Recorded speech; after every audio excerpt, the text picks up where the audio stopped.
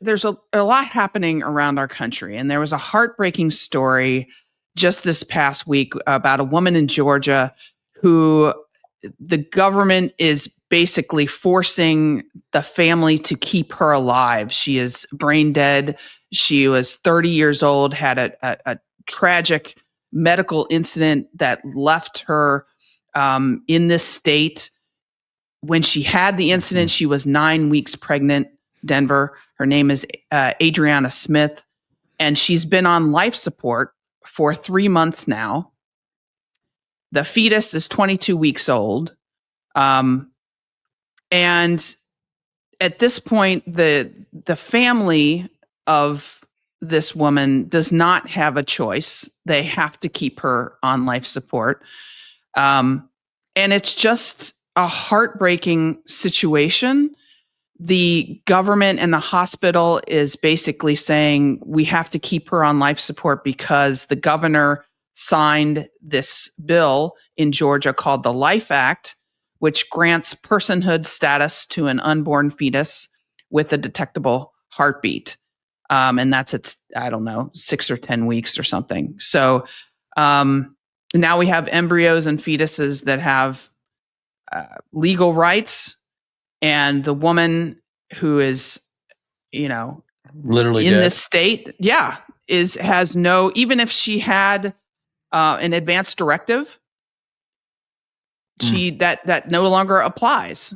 When a person is pregnant, you've lost those rights. I just, where do we start here? I don't know. Like, Amy, it's so, first of all, the family or the party that espouses individual and family rights doesn't seem to really espouse individual and family rights. I don't even know how to get my arms around it. If that was my daughter laying there, I'm 55 now, or say it was my wife at that time. I was not a not confrontational young man. I can't imagine if my wife is dead, brain dead, and she's on life support and she's 9 weeks pregnant. I mean, what decision do you make, number one? But it's your decision to make, right? It's a decision of the family to make. But I don't know how you even get your arms around the fact that the government is determining that you keep her on life support for a fetus that might or might not die. Now, listen, we could get moral relativists here all day. We could talk about, should the family choose? Did she say something beforehand where she wanted the baby to be born no matter what? I don't know. I think what horrifies me is that it could be taken completely out of the hands of the family themselves based on this lack of respect for not just the family, but for the woman, for her life, for her suffering. I can't. I mean, Denver, you brought something up where you said we don't know what the mother wanted. The fact of the matter is, it doesn't matter. No, it doesn't really matter what she wanted. That's the whole point of this. If you're pregnant in America, in certain parts of this country, like Georgia, you've lost your own dignity. You've lost your own ability to make choices, even in death. You've lost your ability to make decisions for yourself.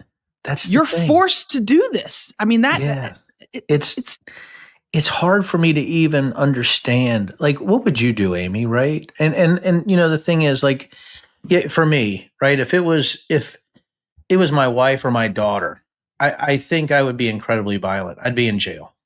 If the government's forcing us to keep her alive, right, when we know she's dead, like, there's bad things going to happen. And, and that's the thing, is that I'm scared of what my reaction would be as a human being, one way or the other. That's, and how does the family every day, every part of this, there's an effect on every part of this that's so awful and horrific, but it also gives you this other horrific feeling, Amy, is how far can the government go? If we're allowing this, what's the next step? What's the next step?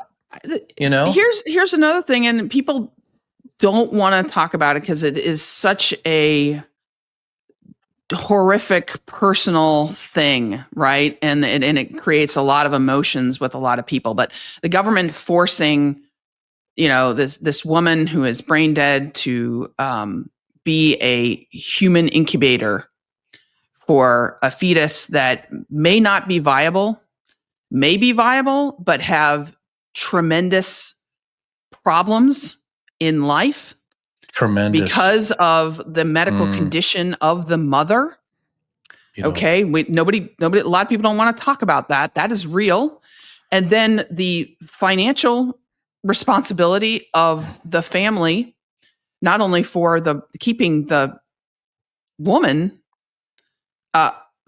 on life support, but also the responsibility of now caring for a child. I mean, I just I'm not going to make a judgment on this. I'm only going to say it should not be government making that choice.